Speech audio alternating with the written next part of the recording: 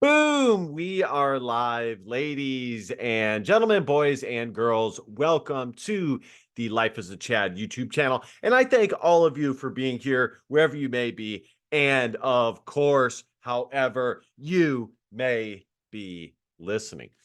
So, full disclosure, I actually recorded this 4 or 5 separate times. So I should be well versed in what I am about to discuss. Although a majority, no, not a majority, all the time my videos are off the cuff, off the dome.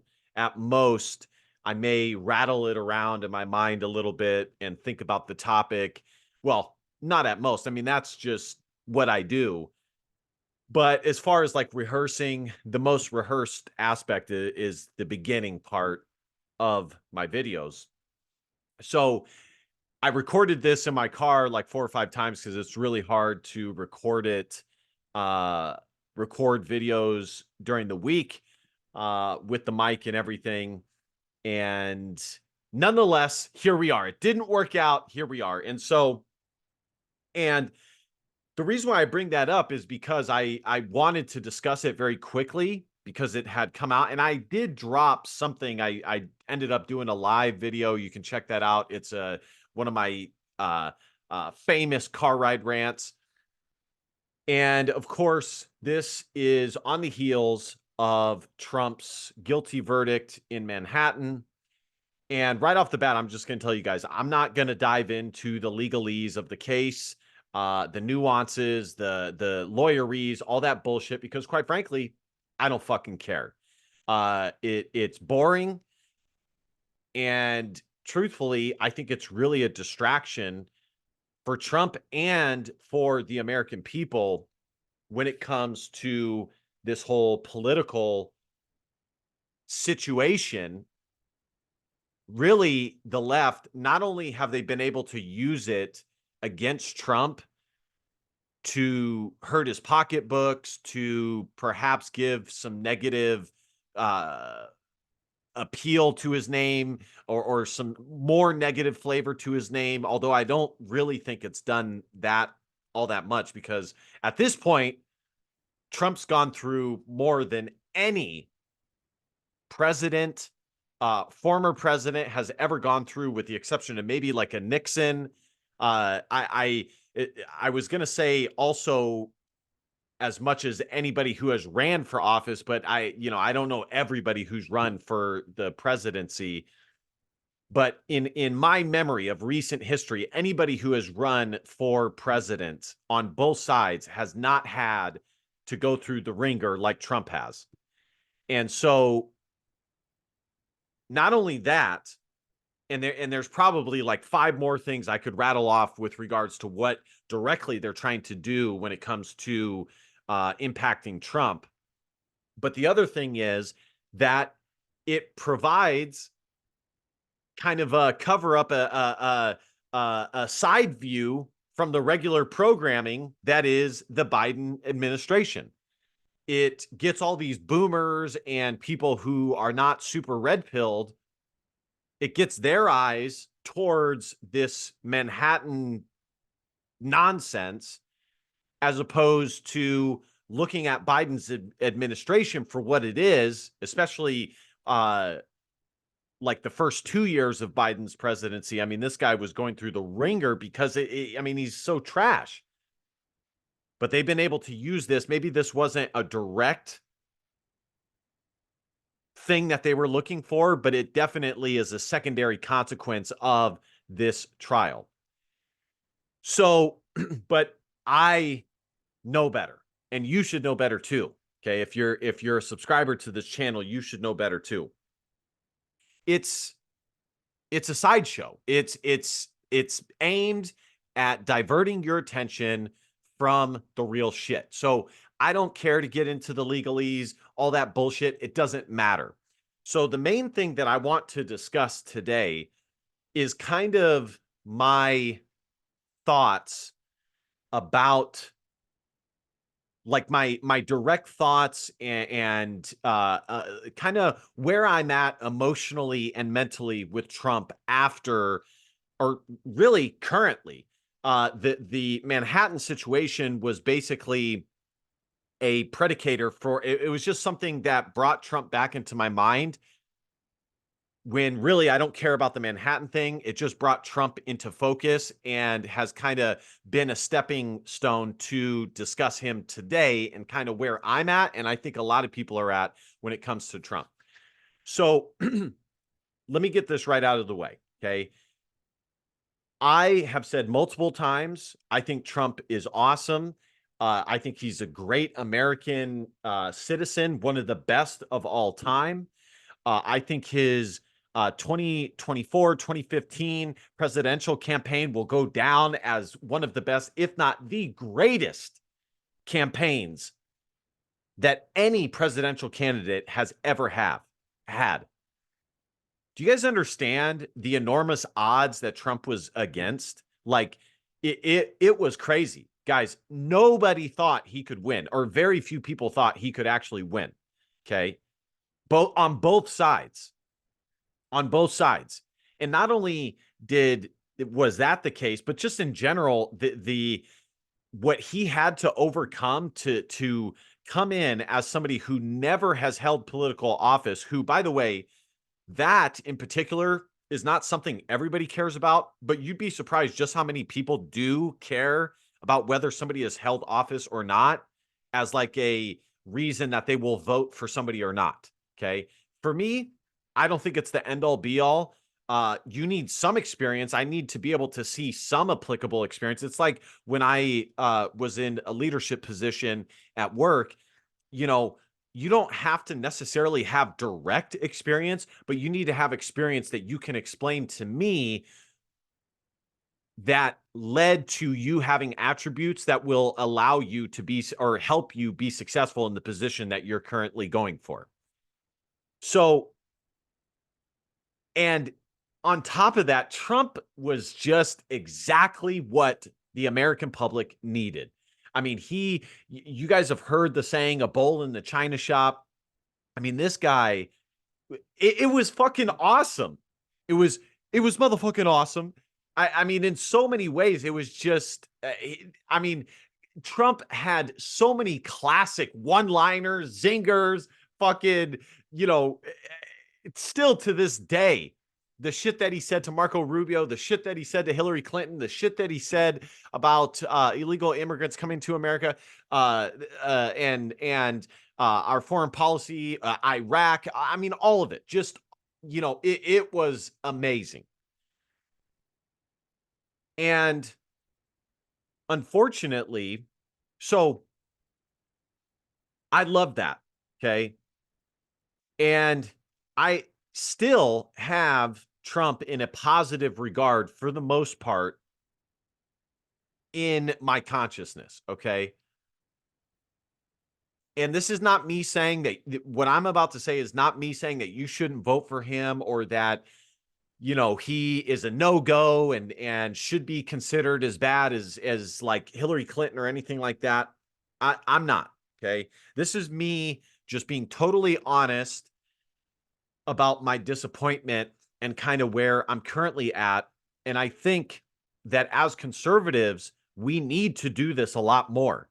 That's one thing that's lacking in the conservative movement or the right wing is honesty about the situation and just being honest in general. We conservatives are honest people, but there are things that they simply will omit because they don't think it's fashionable or they think they're going to get too much pushback or whatever the case may be. You can like somebody, but still have criticism of them at the same time. So I just wanted to get that out of the way. This is not me saying that I won't vote for Trump or you should, none of that. Okay.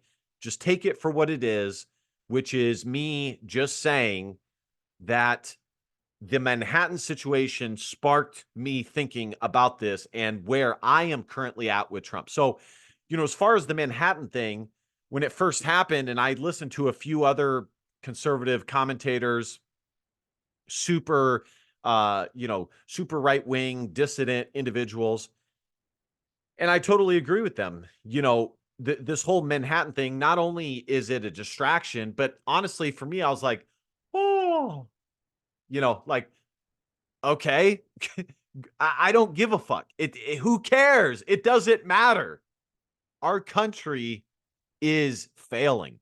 Okay. Our country, even going back to 2015, dating back to 2015, this country was in trouble. Okay. It's doubly in trouble now. So to expect me, like some of these milk toast conservatives in Con Inc., to get up here and say, oh yeah, this is such bullshit. This is such a witch hunt. Like, we need to fight harder for Trump. We need to, we really need to go against the system. This is bullshit. The liberal agenda is so against right wing people in this country.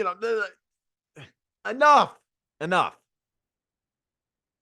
We are in dire straits. And to get caught up in that bullshit is ridiculous. Okay. And so when it comes to Trump, really and truthfully, for the past couple of years, and I've documented this to you guys before, I've talked about it in my Ann Coulter video, in a few other political videos. I've said that there are some alarming, concerning things that Trump has done since losing the election. Now, I know, I think he really lost it? No, but you get my point. Since not being able to be back in office, okay, Biden is there. And I have said those things because I really, at the end of the day, my number one objective behind doing these videos is to be totally honest and transparent, because and that's something that I would advocate to you guys. And this is why, as a conservative, I still listen to people like Michael Malice. I still listen to people that I don't 100% agree with, because you still should hear other opinions, other thoughts on things, because you would be surprised how not sharp your worldview really is when you are willing to expose your consciousness to others. Now, I'm not saying that you should be super, super open-minded. You should still hold firm in what you believe, but you should still, at the same time, listen to hear rather than always listening to respond. So, anyways, with Trump, for the past couple of years, I have pointed out that there are some things that are concerning. I don't like some of the people that he's considering for his cabinet, namely Nikki Haley. I also am not a big proponent of this guy from fucking Ohio, whatever his name is. JD Vance. Sorry guys, I had to research it real quick. Like, literally from this article, Forbes, I can already see it has some names: Senator JD Vance, Senator Tom Cotton, Ben Carson, Marco Rubio. Marco fucking Rubio. Do you guys remember the shit that Trump said against Marco Rubio? Do you guys remember in 2015 why the people chose Trump in the first place? It was because he was against the establishment, including these rhinos on the right wing, these neocons on the right wing. Okay.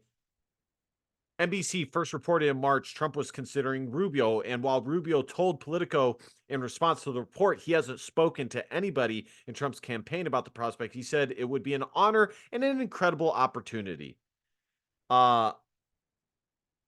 Doug Bergen, Senator Tim Scott. I mean, it's just fucking terrible. All of these, just terrible.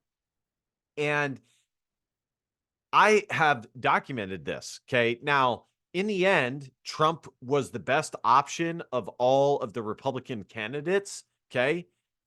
But I remember making a video when I first heard that Trump was considering Nikki fucking Haley, as his vice president. And I made a video saying that if he did that, I would not vote for him. Like, flat out, I would not. Okay. And there's much more.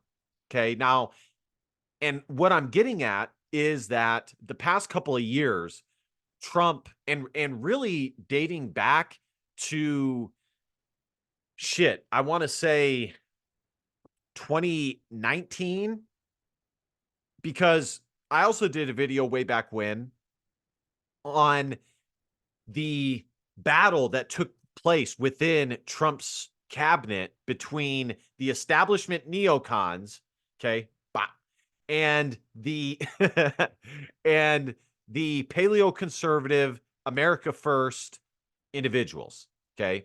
And this has been a well documented. You can hear interviews from Ann Coulter, from fucking Steve Bannon, who I'm not the biggest fan of, but Steve Bannon. But I do like Steve Bannon far more than fucking Marco Rubio, I'll tell you that. There was a tremendous battle, okay? And it seems that the side that won that battle is the neoconservative establishment rhino milquetoast conservative side.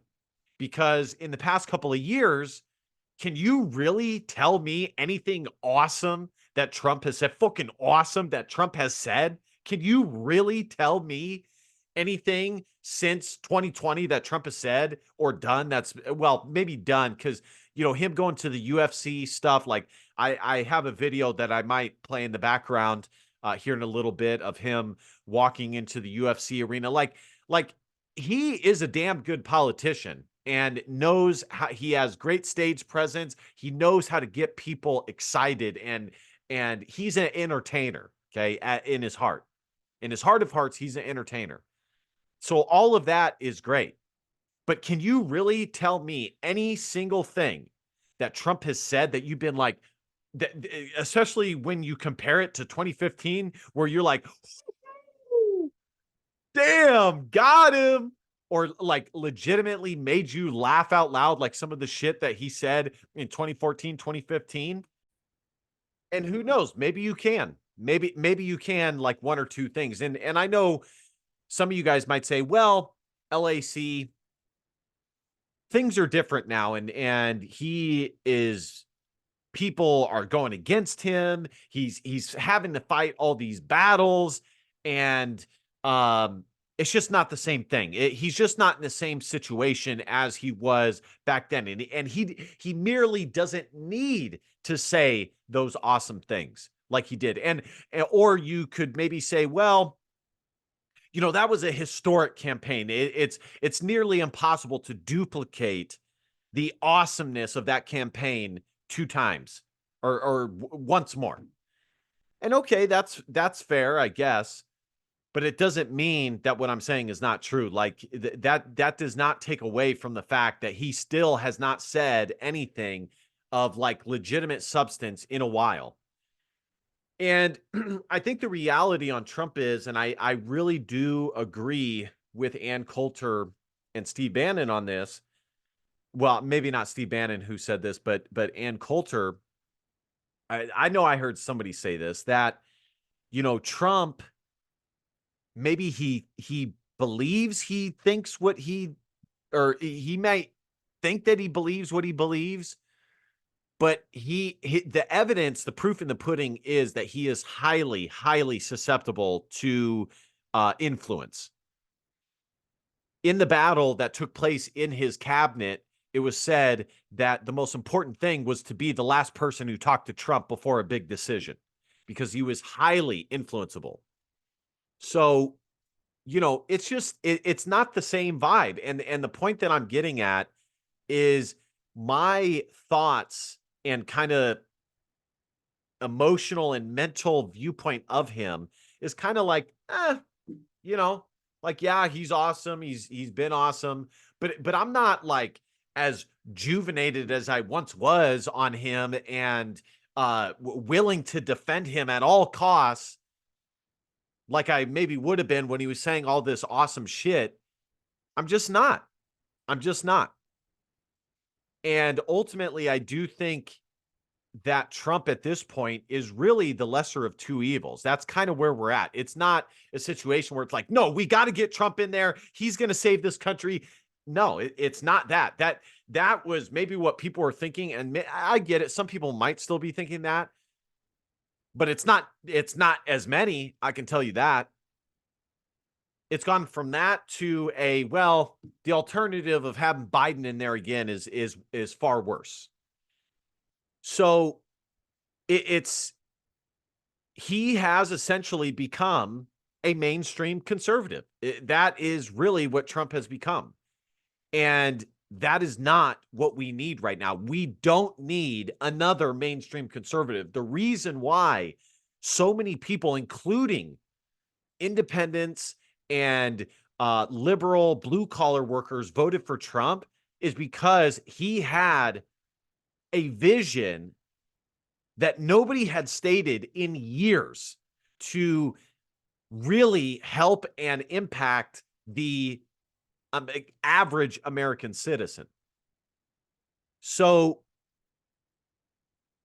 that is why that's why he got so much support. It is. And at this point, Trump really is a mainstream conservative, where or a milk toast conservative, where where hard truths are not said, where the Overton window is being pushed, and the average American citizen's consciousness is being elevated and pushed towards really thinking about these hard issues that need to be fixed. It's just not happening. It's not. Now, going back to the whole Manhattan case, and this is really what sparked me wanting to do this video, is, and you can watch it in the live video that I did, Trump brought a lot of this shit on himself. And if you guys remember, one of the reasons why people supported him is because he was gonna be the motherfucker who brought down people who needed to be brought down, who had been getting away with far too much fuckery for too long and needed to be brought down. Namely, a Hillary Clinton, and, remember the whole Spygate thing with Barack Obama using his position in office to spy on the Trump campaign, because they knew he had something there. And they knew that he was a chess piece that was not super, he was not bought. He wasn't bought and paid for. He wasn't somebody that they could just, get him to say this or this. He was one of those wild cards. Okay. He was the bull in the china shop that was fucking up their plans. And so they needed to get an eye on him, because in the end, that is the biggest thing that they're concerned about. If there's nothing you learn from this video, this is what you need to understand: is there's the elites and the establishment, and there's us. And the number one thing that they are looking for is anybody who gets in the way of their vision for us. This kind of global, one world system government without God, without Christianity, where everybody's kind of poor, and there is no middle class, and all this bullshit. He could have done it. We voted for him. He got into office, and he could have made it happen. And guess what? Nothing. It didn't happen. Not only did it not happen, he didn't even fucking try. Steve Bannon is well documented on this, saying that when Trump got into office, it was like something changed like immediately. And like all of a sudden, he was trying to come to terms with all these rhinos and establishment politicians. And he was like, what the fuck? And at the time, he didn't want to think too much on it. He thought, well, maybe he's right. Maybe it's right to make good. But no, it was a red flag of what was to come.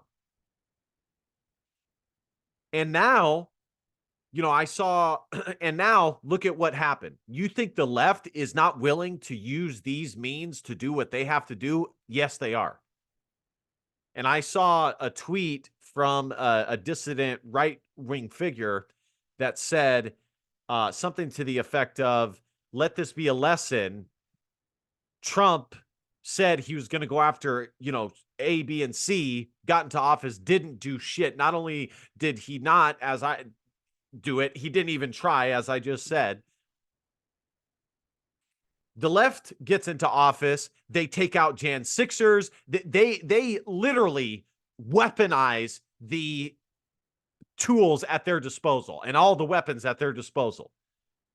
They take out Trump. They take out people who support. I mean, they literally made it hell for about 2 years for a lot of right-wing figures to take out their enemies.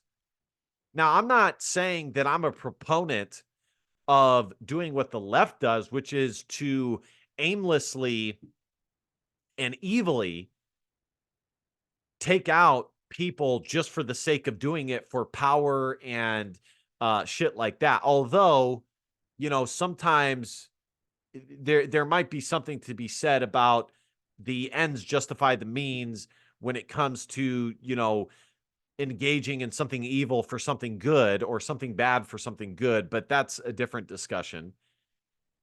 So I'm not saying that I'm in favor of that. I still think I believe in honor and justice and right and wrong. And, you should not be just going after somebody for the sake of going after somebody to fucking weaponize and take out people who stand in your way. I'm not saying that I am for that per se. But Hillary Clinton and Barack Obama, fuck, they have so much shit on them. So much shit. They got so much shit, it's fucking spilling out their ears. Everybody knows it. But then again, maybe I'm a fool. I saw for thinking that. Honestly, I say that in all honesty. I'm not a fool in general, but maybe I was naive to believe that was. Now, let me take that back. I never believed that it was going to happen. And I was young when Trump's first, I was still in college in his first go around. His first campaign, his first his first term. But I always knew that it was highly unlikely that anything was going to happen. One, because I know how the right wing is. And two, because as Michael Malice says, and I don't agree with him on everything, but I do agree with him on some things. And I think he actually has some interesting things to say. And I do have some major disagreements with him, by the way, but he said on the PBD podcast, if you really thought that Trump was going to get in there and arrest people, you're stupid. You're naive. Elites never pay for what they have done. They never suffer any consequences. Now, he was right up until Trump did. He was right up until Trump did. Fuck, he was the first one. Okay, and when I say like elite, I mean like elite of elite. Okay, like the top tier lever pullers. Okay, and generally speaking, I do agree with Michael that they seldom suffer any consequences for their bad behavior, but this was the first time. And not only that, but really in the last couple of years, we have seen some pretty influential people being swallowed whole by the system that they have put forth. You have the Epstein, you have P. Diddy going through it. But I don't want to go into that too much because who really knows what happened behind the scenes? Is that evidence of people in power being susceptible to consequences, or is that more an example of the actual power that elite of elite have? I mean, who knows? So Trump brought this on himself, okay? And it's hard for me to get riled up and to like think optimistically and move forward with this passion and support for someone who had a chance and didn't make it fucking happen. And I know as soon as this happened, I saw all these milquetoast conservatives. Oh my gosh, oh Trump, oh, Trump's a bad boy. Oh, I can't believe our Americans. This is just an example of how corrupt our system is.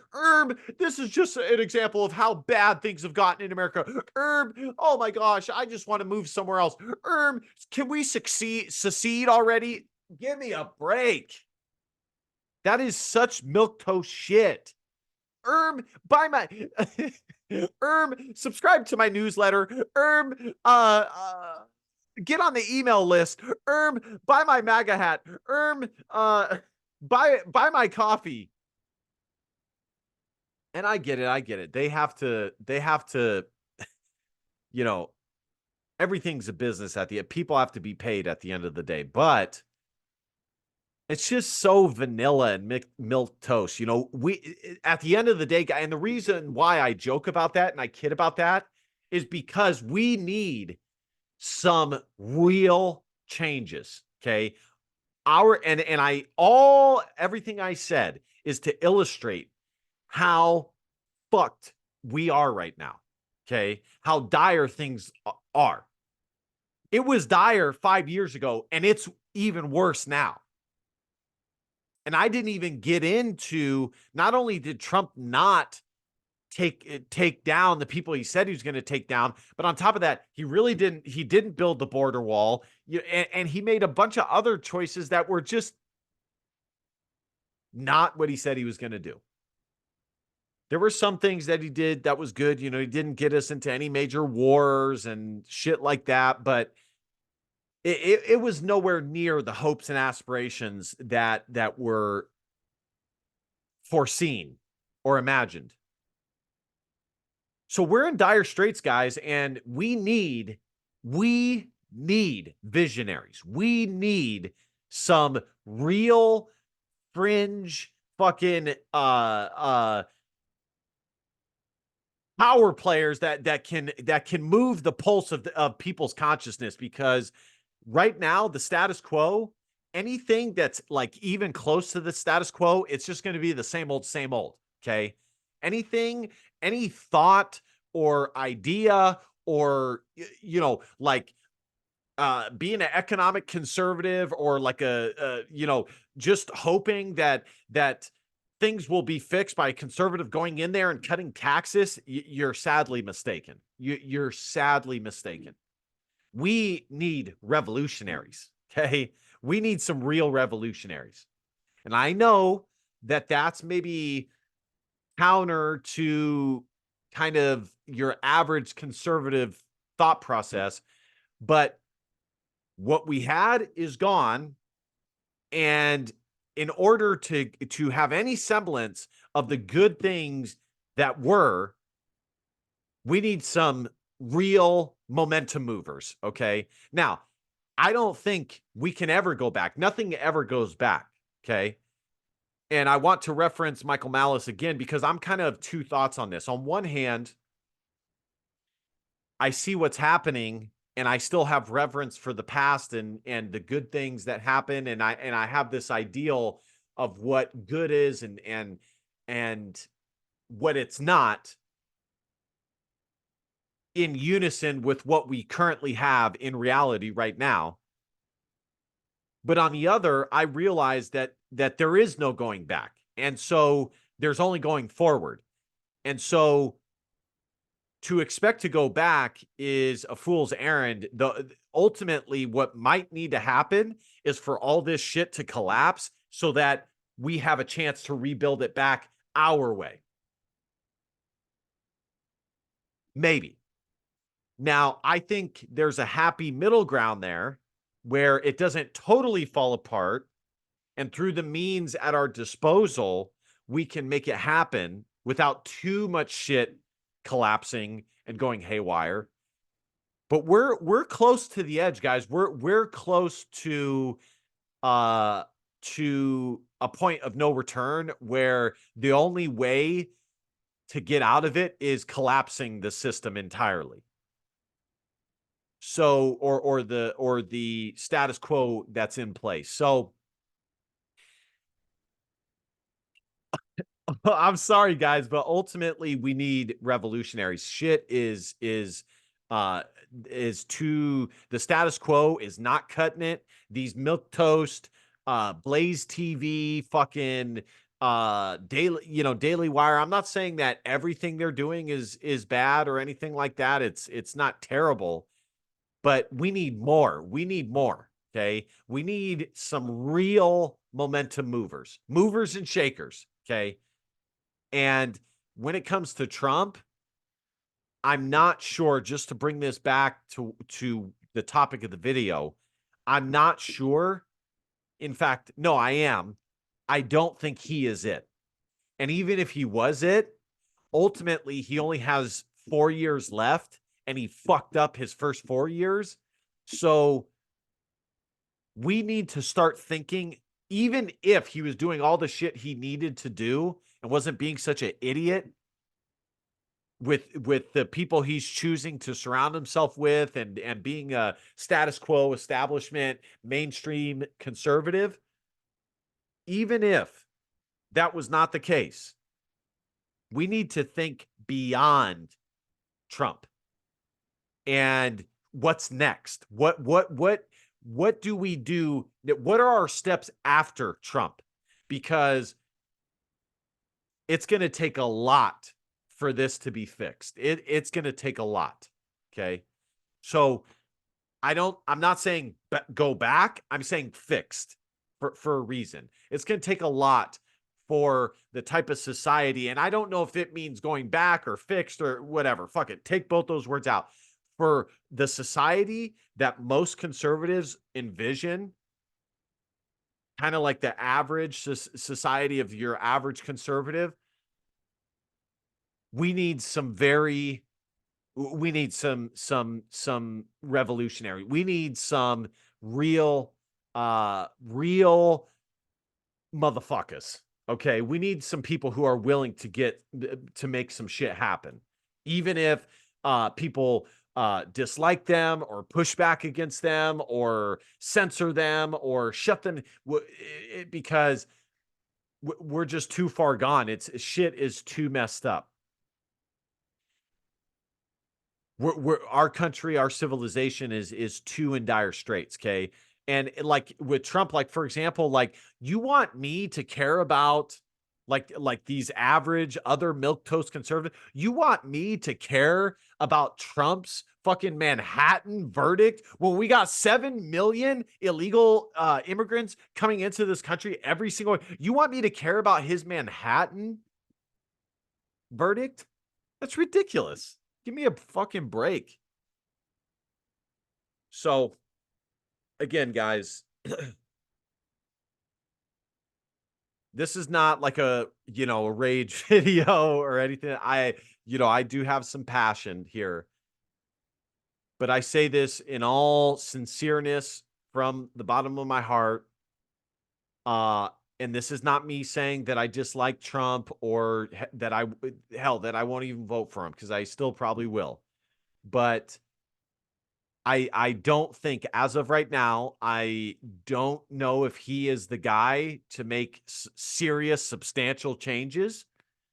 And even if he was, we need to start thinking beyond Trump. And the first person that I'm kind of thinking of right now, and I said it a few months ago, is Vivek. Now, I don't love that he's not, you know, purely American and whatnot, but uh he's saying a lot of good stuff. He's saying a lot of things that need to be said. Okay. So I and there's people beyond me to figure out exactly what is after Trump and what comes after Trump. But you know, I'll be right there ready to hear it out.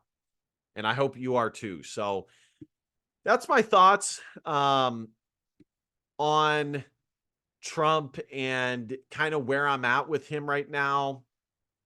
Uh, that's really what's the Manhattan thing sparked me thinking about all of this. Um, And I'm kind of at the point now where I'm not sure that I'm going to be like a Republican, like all the way down the line voter anymore, because I just I'm not sure how much that really helps, because they get in there and they're just as bad. The running joke is conservatives are liberals driving the speed limit. And that's not what we need. We need some legitimate conservatives where somebody sees them and they go, "Yep, that's a conservative who is hard and steady and steadfast in hard, steady, and steadfast in these principles, namely stemming from Christianity, that we want our civilization to inhabit, to encapsulize, to be about." So, anyways, let me know what you guys think, guys. I'm open to having my mind changed on this. I would love for it to not be true, but unfortunately, this is kind of where I'm at for now. But we'll see. We'll see. There's still a lot of time, but I don't think it's going to get better. I think Trump he obviously has chosen the wrong people yet again. Now, it depends on who you ask. I mean, if you ask a boomer conservative, this is just same old, same old. They don't, because not everybody is as plugged in and red pilled about what's needed and what's really going on as somebody like myself. But and they're kind of in denial about the truth. But you know, it's going to take all of us, guys. It's going to take all of us to really get this train on the right track. So, but like I said, let me know in the comment section. I'm open to having my mind changed on this. I always have a fairly open mind on things. Like, comment, share, subscribe. And last but not least, DBAP, don't be a pussy willow and fox for feelings, because your feelings just don't matter. Love you, kings. See you guys next time. Christ is king. Peace.